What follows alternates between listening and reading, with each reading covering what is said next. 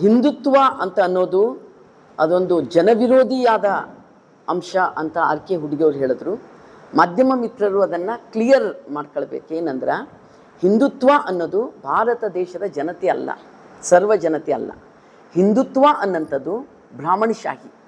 ಹಿಂದುತ್ವ ಅನ್ನೋದು ಮನುಸ್ಮೃತಿ ಪ್ರತಿಪಾದಕರು ಮತ್ತು ಪುರೋಹಿತಶಾಹಿ, ಸನಾತನ ವ್ಯವಸ್ಥೆ, ವೈದಿಕ ವ್ಯವಸ್ಥೆ. ಇದರ ಮೂಲಕ ಜನರಲ್ಲಿ ಒಡಕನ್ನು ಉಂಟು ಮಾಡುವ ಈ ಕೆಲವೇ ಜನ ಏನಿದಾರ ಚಾತುರ್ವರ್ಣ ವ್ಯವಸ್ಥೆ ಪ್ರತಿಪಾದಕರು ಅವರು. ಸಮಸ್ತ ಭಾರತದ ಜನತೆ ಭಾರತದವರು.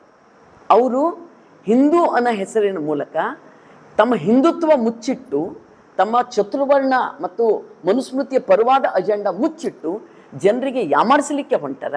ಇದು ಕ್ಲಿಯರ್ ಮಾಡಬೇಕು. ಇಲ್ಲಾಂದ್ರೆ ಏನು ಮಾಡ್ತಾರ, ಇವ್ರು ಹಿಂದೂಗಳ ವಿರೋಧಿ ನೋಡ್ರಿ ಅಂತಾರೆ. ನೋ, ಹಾಗಿಲ್ಲ.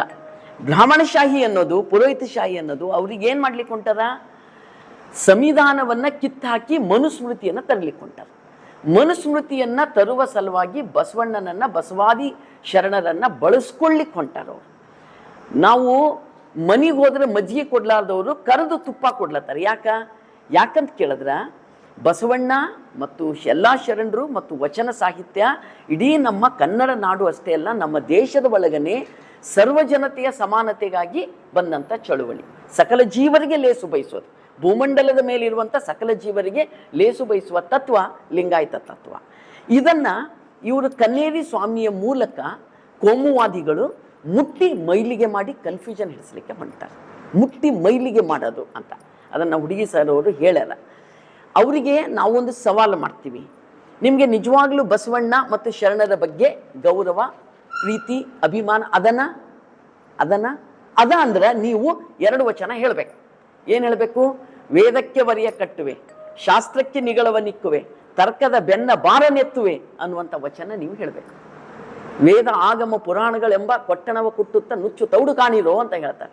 ವೇದವೆಂಬುದು ಓದಿನ ಮಾತು, ಪುರಾಣವೆಂಬುದು ಪುಂಡರಗೋಷ್ಠಿ, ತರ್ಕವೆಂಬುದು ತಗರ ಹೊರಟೆ, ಶಾಸ್ತ್ರವೆಂಬುದು ಸುಳ್ಳರ ಸಂತೆ ಅಂತ ಹೇಳ್ತಾರೆ, ಶರಣರು ಹೇಳ್ತಾರೆ. ಈ ಮಾತನ್ನು ಅವರು ಒಪ್ಕೊಳ್ತಾರ.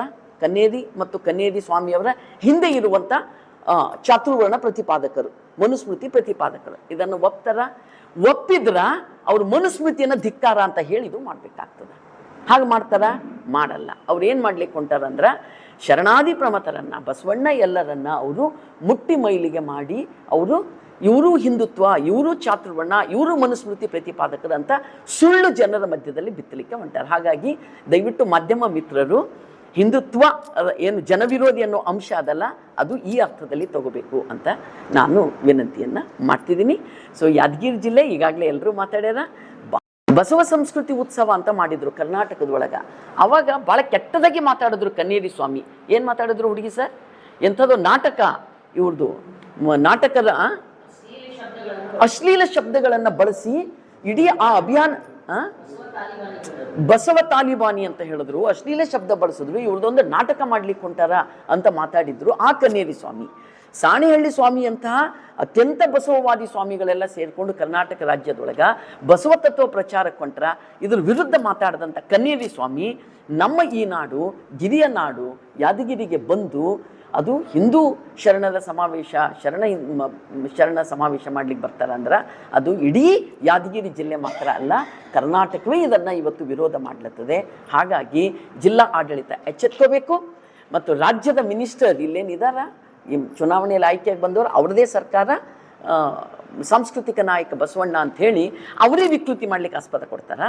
ಹಾಗಾಗಬಾರ್ದು ಅನ್ನುವ ಸಲುವಾಗಿ ಈ ಹೋರಾಟ ಮತ್ತು ಕಾರ್ಯಕ್ರಮಗಳು ಇವತ್ತಿನ ದಿನ ಎಲ್ಲರೂ ಸೇರಿಕೊಂಡು ಜಿಲ್ಲಾಧಿಕಾರಿಗಳಿಗೂ SP ಅವರಿಗೂ ಈ ಆಗ್ರಹ ಪತ್ರವನ್ನು ಕೊಡಲಿಕ್ಕೆ ನಾವಿಲ್ಲಿಂದ ಹೊರಟಿದ್ದೀವಿ.